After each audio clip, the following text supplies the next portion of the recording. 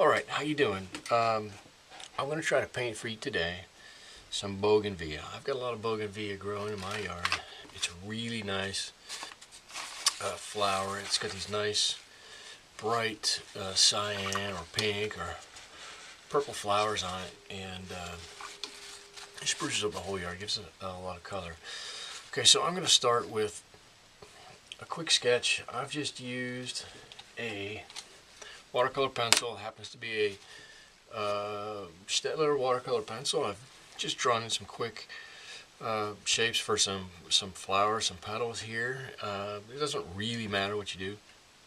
The bougainvilleas, I imagine all bougainvilleas are the same way, but the ones we have here all have three leaves on them, and then to draw the leaves and some stems here, some vines, whatever, I just use a lighter green. We'll get to use some darker stuff later on. So the first thing I'm going to do is just kind of mix up a little cyan color here. Move my palette over. I don't know exactly what color I'm going to be able to use. I like to damp on a sponge here, if you can see that camera. So I'm going to get a little bit of red, and then I've got this bright blue. I don't even know what color that is.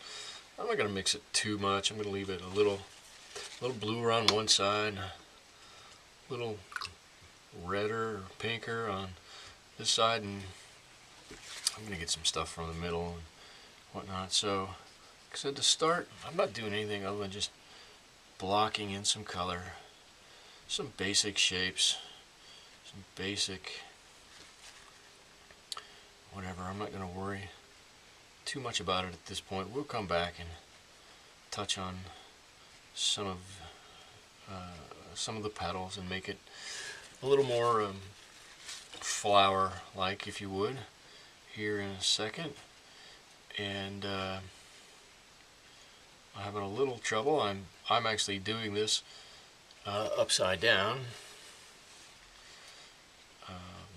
So for me, I can read Alvin here straight away. I think for you viewing it, it's backwards or upside down or something like that. Anyways, I filmed a quick one earlier and looked at it and realized I was upside down, and made it kind of hard for me to follow, and I'm sure would make it a little bit hard for you to follow. So anyways, I've kind of rearranged my way of doing it, but now I'm kind of painting upside down, which is okay. Doesn't matter a whole lot. And so now I'm going back and I'm putting in some of the leaves, and many of the bougainvillea leaves are exactly the same. They're kind of three-pronged also. You can see when I pull down that way, I'm so not used to it. I can't get a good light grip on it, and a little too much pressure. Sometimes coming back the other way like this, if you turn your painting upside down, sometimes you can actually get a little better leaf shape or flower shape. And notice I'm not using the point of my brush to paint like this. I'm holding the brush back this way at the end of the barrel a little bit, and I'm trying to use a lot of the side of the brush. Okay, and I'm looking, I can still see quite a bit of gloss on here. When I touched here with green, the purple ran back into it, so I don't think I'm going to go back in and paint a second coat on here quite yet.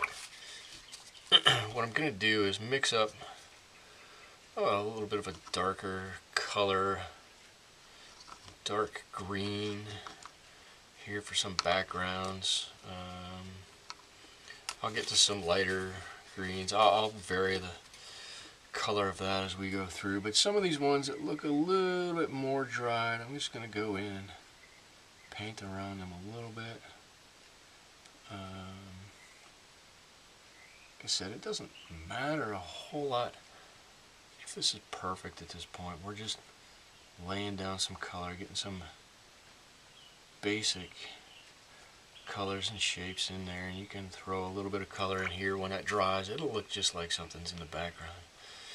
So I'm going to vary this color. I don't want this to stay the same. If you look at a plant, the colors are constantly changing on you, so I'm going to grab some of that leaf color, lighten it up here a little bit, and just kind of smooth this out. I tend to make a bit of a mess when I paint, constantly back and forth between my paints and my paints and the water, and trying to lighten and trying to darken, trying to do whatever I can, and sometimes I make a little bit of a mess, and that's okay.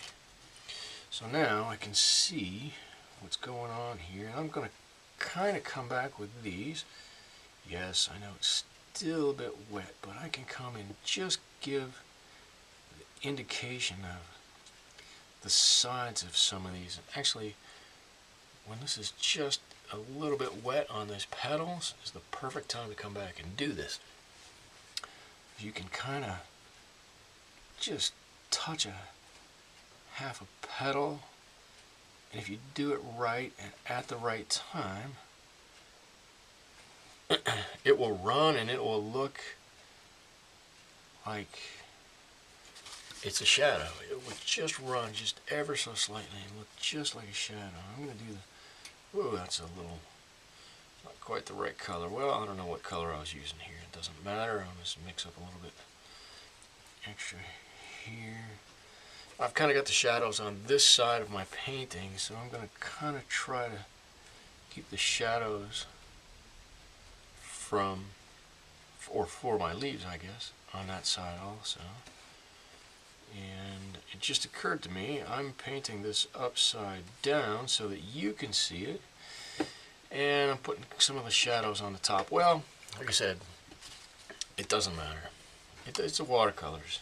You adapt, you roll with it, you go with it, you adjust a little bit, and in the end, what happens is magic. You end up with a nice, beautiful painting. All your friends will be amazed. Everybody who comes to one of your shows will be amazed. They'll say, how did you ever do that? And you don't ever have to tell them, well, you know, it was kind of a mistake. I didn't mean to do that. It just turned out that way and looked great.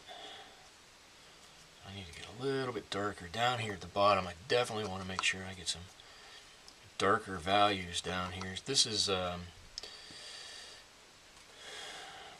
French ultramarine blue down here.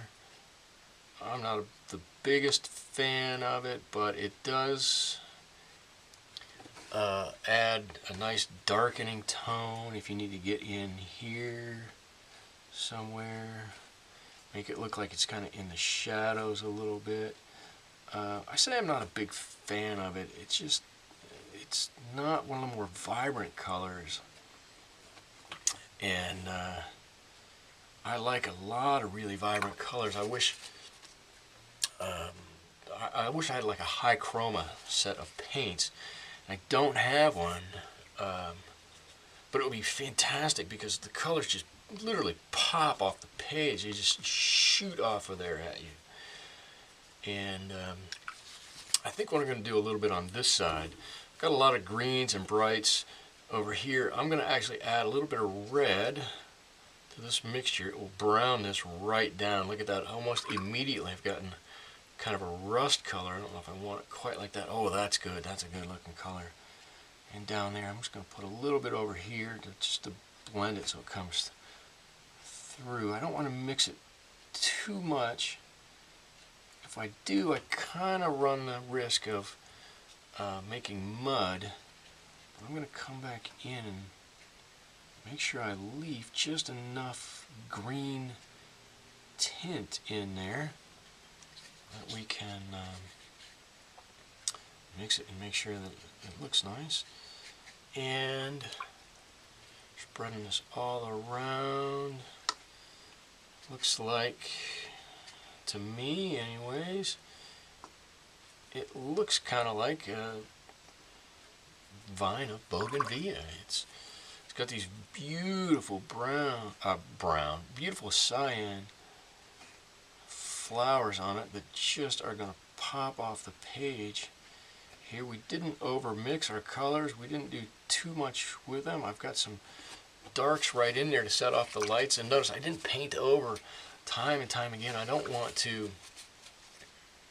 dull this up or muddy this up too much. I'm going to go back with a little bit of whatever this color is. I don't really know. It's nice and bright. I'm just going to dab on just a bit extra. And I guess what I would say is, if you're going back over it, the second time you go over it, I actually heard this from one of my architect friends who does a lot of, instead of doing a lot of renderings on the computer, he does a lot of them just by splash painting, throwing on some color. He said if you're going over your work, don't put new darker color on a light spot. Put it only on a spot that you've already previously darkened. That kind of makes some sense. You've already put on a middle tone. The first layer would be a light tone, the second layer would be a middle tone, and the third layer kind of would be a really dark tone that you want, and you don't have a dark tone right on a light tone. You've only got a dark tone on a medium tone. So in a lot of ways, it really kind of makes sense. I'm just going to slap on a little bit more paint here just to give a little shadow and maybe a little definition to some of these leaves. Again, working fast, not trying to make an exact copy of it. And that looks like it. I'm going to pause the tape. We're going to let this dry and we'll see what it looks like when it's done. Okay, so we're back again. This says have plenty of time to dry. I think it looks pretty good. I'm going to just go ahead and sign this with my name there. Turn that around and here we go. We got some nice bougainvillea, quick, easy, really loose. You've definitely got a vine or a branch here. You can see definition in the leaves and the petals and the flowers. I think it looks great. For a 10-minute painting, unbelievable. All right, good, thank you.